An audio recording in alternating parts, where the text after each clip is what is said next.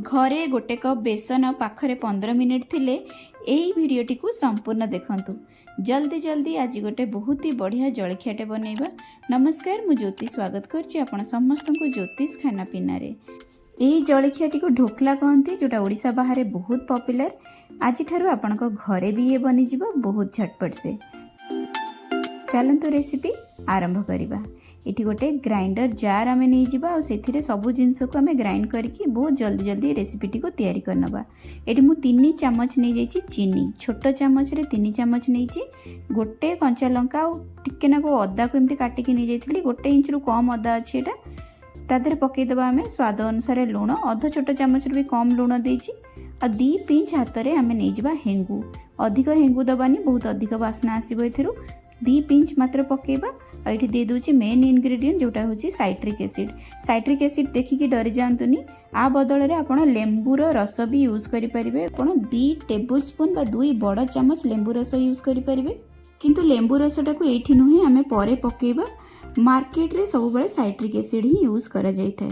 गोटे 250 ml वाला cup एठी अछि, सेतरे मु मापी के गोटे कप पूरा सम्मान करके नहीं जाउची एथिरे बेसन। नथिले जो घरे आमे गिना रे डाली खाती से गिना आपण यूज कर देबे। 250 ml वाला एटा कप अछि।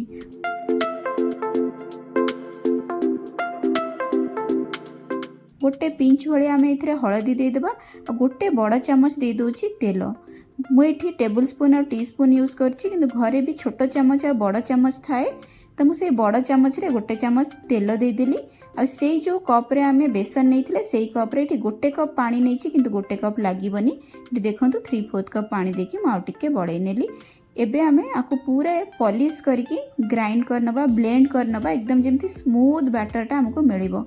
आर कंसिस्टेंसीटा एठी देखि नियंतु, ठीक एई भଳି ही बहुत पतला नुहे किंबा मोटा भी नुहे। जेमिति आपनको चामच रे पूरा बैटरटा कोट हो जाउथबो, स्पून देखा जाउ नथिबो, सेतिकी कंसिस्टेंसी आर रहिबो।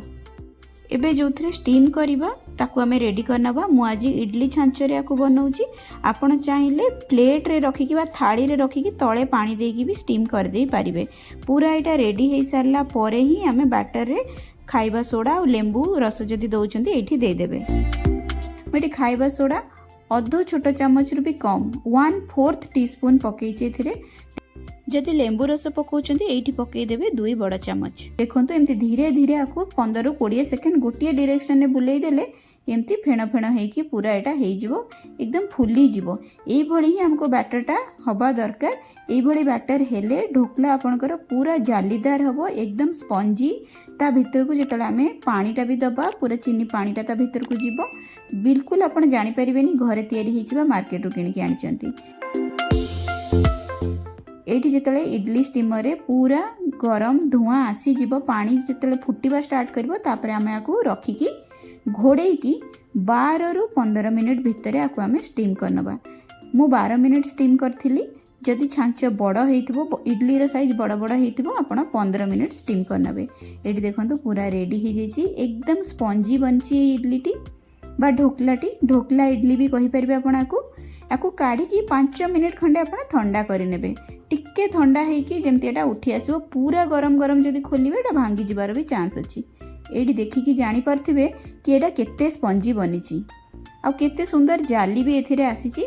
एई ढोकला को बनै कि आपण छुआ को टिफिन रे भी देई परिबे, सकाळे ब्रेकफास्ट बा इवनिंग स्नैक्स रे भी बनै कि खाई परिबे। राती रे जदि आपण खाली एमती ढोकला बनै कि रखि नेबे आ सकाळे तार छुंक पानीटा बनै कि ता ऊपर ढाली कि देबे। ग्रीन चटनी सहित बा टोमेटो केचप सहित, कोकोनट चटनी सहित भी एटा भल लागे। छुंक पाई गोटे चम्मच तेल रे अल्प टिके सोरिष, किछिटा कंचा लंका रे टिके चिरा मारिकी पकेबा ना, लंका फुटिबो। राग जति खाइबे से हिसाब रे लंका आपण यूज करिवे। भूसम पत्र टिके पकेकी एथरे दे दोछि मु पानी। पानी एठी गोटे कप यूज करछि एतिके ढोकला पई। ए पानीटा को ही सोक करिकी ढोकला आपणकर बहुत जुसी बनिबो। गोटे पिंच भलिया लूण एथरे पकेबा, गोटे चम्मच चीनी दउछि। बेसी लूण दबानी, आगुर आमे लूण पकेइथिले। एबे पानीटा को ढाली नबा। टिके गरम पानी को ढोकला सोक करिवो। और बहुत भल से एटा बिल्कुल जूसी हबो, खाइबा को ये बहुत अधिक टेस्टी लागिबो। ऊपर टिके नडिया कोरा पकई देले एटा रेडी हे गला। आपण आकू गोटे थर घरे ट्राई करिकी मते जनइबे आजर रेसिपीटी आपको केमती लगिला। देखंतु केते जूसी हेइची। आशा करुच्ची आपण रेसिपी को गोटे थर ट्राई करेंगे। देखा हबो पुणी थरे आउ गोटे भल रेसिपी सहित। सेते पर्यंत रहिली नमस्कार।